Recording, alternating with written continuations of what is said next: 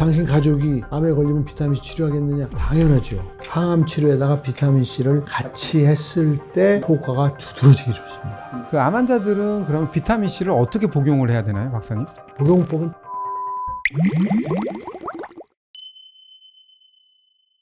저희 병원에서는 주로 비타민C하고 면역세포를 이용한 치료를 제가 하는 걸로 알고 있는데요. 왜 그러냐면 암의 종류에 관계없이 우리 몸에서 관계하는 면역세포는 한 종류예요. 암을 죽이는 메커니즘이 똑같습니다. 그게 폐암이 됐든 대장암이 됐든 그렇게 했을 때 각 암에서 완치되거나 치료 효과가 기가 막힌 환자들이 줄줄줄 나오고 있다는 거예요. 일반인들은요, 박사님, 비타민C가 영양제로 알고 있는데 항암제로 쓰인다는 게 그거는 뭐 더 이상 학문적으로 논란의 여지가 없어요. 세계 최고의 암학술제까지 임상실험 결과가 제가 사실은 그 두 가지 메커니즘을 밝힌 사람이에요. 네. 어떻게 고용량의 비타민C가 암을 죽이는지 학술적으로 밝힌 사람이에요. 기존의 항암 치료를 한 그룹하고 항암 치료에다가 비타민C를 같이 했을 때 효과가 두드러지게 좋습니다. 그리고 또 메커니즘, 기전에 대한 논문은 굉장히 많아요. 암 치료는요, 선택이라는 게 굉장히 중요하다는 거예요. 왜냐하면 어떤 한 가지 방법으로 모든 암을 치료할 수 있는 방법은 없어요. 자기 암에 맞는 치료법을 찾아내는 게 굉장히 중요합니다. 그래서 저는 암 치료는 단 한 명을 치료한 케이스가 있다고 하더라도 그건 존중받아야 돼요. 비타민C는 정상세포는 그냥 공격하지 않고 어떻게 보면 암세포만 죽이는 거니까 그게 뭐 메커니즘으로 완전하게 알려진 건데요. 정상세포는 죽이지 않아요. 그건 확실합니다.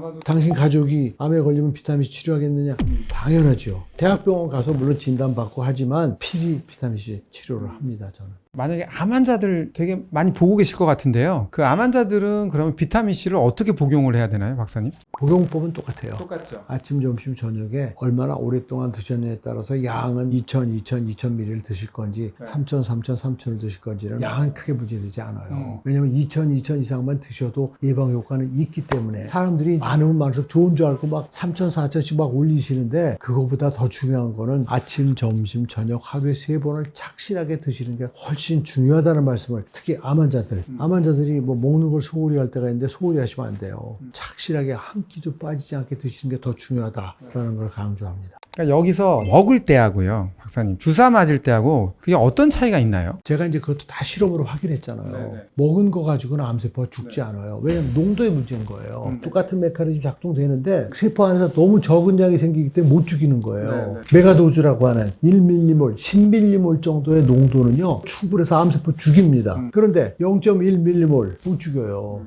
먹는 거는 0.23mm몰까지 밖에 안 올라가요. 주사는 주사하는 대로 10mm몰, 20mm몰까지 올릴 수 있는 거예요. 그러니까 암 환자들을 치료하기 위해서 주사를 하잖아요. 농도가 높아지면 높아질수록 암 죽이는 효과가 커지는 건데 그분의 체중에 따라서 이제 효과가 다르기 때문에 체중이 40kg인 사람은 체중 80kg인 사람은 같은 용량으로 효과가 다르잖아요. 그것까지 고려해서 이제 제가 용량을 정하는 거죠. 우리가 먹는 수준에서는 절대 항암제가 될 수가 없는 거고. 면역 기능을 올려가지고 암을 예방을 위해서는 먹고 치료를 위해서는 주사를 맞아라. 이렇게 하시면 된다는 거예요. 주사 맞는 분들도 먹는 거는 계속합니다. 기전이 다르기 때문에. 그리고 먹는 거는 주로 소화관을 통한 면역 기능을 올리는 일이 주된 역할이고 주사는 소화관에 영향을 미치지 못해요. 주사를 맞더라도 계속해서 드시는 거는 멈추면 안 된다는 것까지 제가 알려드리고 싶은 거죠. 항산화제라고 하는 기능으로 말 그대로 면역을 올리고 면역세포를 보호하고 이런 것들은 먹는 걸로 하고 내가 암 환자다. 그럴 때는 먹는 거 가지고 안 된다는 거죠. 안 되죠.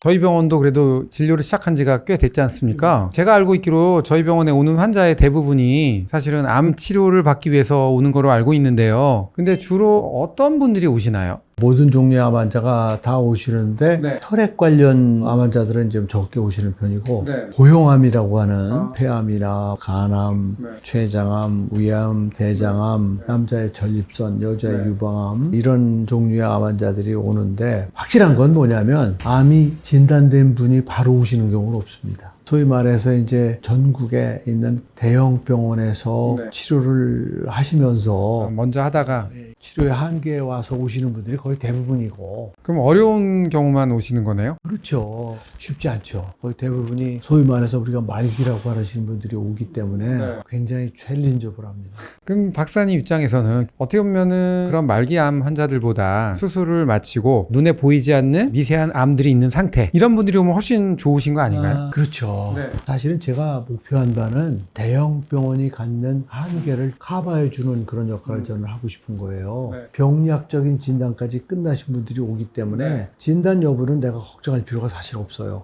그게 확진 아니에요. 확실한 진단을 받고 오시는 분들이기 때문에 저는 이제 치료에 전념할 수가 있는데 중요한 게 뭐냐면 치료가 제대로 되는지를 봐야 되잖아요. 네. 그런데 이제 우리는 의료계에 잘 소개된 12가지 정도의 종양 표지자를 가지고 하기 때문에 생화학적인 검사를 하는 거죠. 제가 한 3년 동안 암 환자들의 종양 표지자 검사해 보니까요. 전혀 알려지지 않은 상태의 암 표지자가 뜨기도 하고 굉장히 다양합니다. 실제로 그런 사례도 경험하셨나요? 있지요.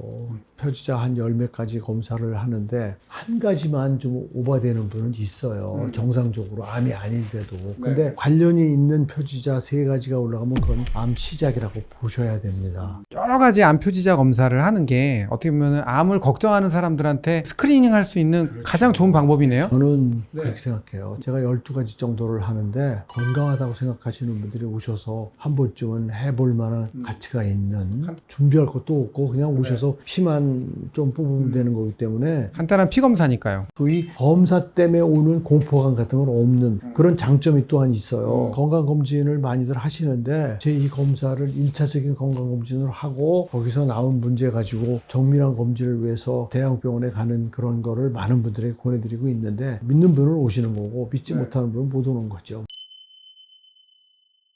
암을 예방하는 습관에 대해서 교수님은 어떤 얘기를 해주시고 싶나요? 제가 이제 암 쪽을 평생 거의 생각을 하면서 강조하는 게 그거예요. 어느 정도까지는 암 예방 수칙을 아시는 분이 암에 덜 걸리는 건 틀림없을 거예요. 그러나 머리카락, 손톱, 발톱 외에는 어디에든지 암이 생길 수가 있어요. 예를 들어서 위암은 진짜 예방할 수 있어요. 100%는 아니라도 짜게 안 먹고 비타민 C 잘 드시면 위암에 걸릴 확률이 없다고 생각해요. 그런 거 다 막았는데 불신해서 암이 생겼어? 그거 어떻게 막아요? 여성들 유방암 이유를 모르겠어요. 왜 생기는지. 그거 어떻게 예방을 해요? 지방 같은 거 먹지 말고 뭐 육식 많이 하지 말라고 막 이러지만 전혀 그렇게 안 했는데 유방암 걸린 사람도 많아요. 암을 예방하려고 하는 노력은 필요하지만 제가 강조하는 거예요. 조기 진단, 조기 암 그래가지고 내시경 그런 걸 한다고 그러지만 그것보다 더 빠른 시기에 찾아낼 수 있는 방법이 바로 암 표지자 가지고 하는 검사예요. 그럼 훨씬 더 빨리 찾을 수 있어요. 그러면 너무 쉬워요. 박사님도 저도 1년에 한 번씩 하지 않습니까? 나는 3개월에 한 번씩 해요. 언제 더 자주 하고 싶어요? 너무나 편한 거야. 거기서 수치가 너무 깨끗해. 비싼 검진을 거의 하지 않습니다. 그래서 조기 발견보다 더 좋은 건 없지 않습니까? 조기 발견하면 암 무서운 병이 아니에요. 암 예방보다도 빨리 발견하는 그런 방법을 찾아가라 라는 게 마지막 제 충고입니다.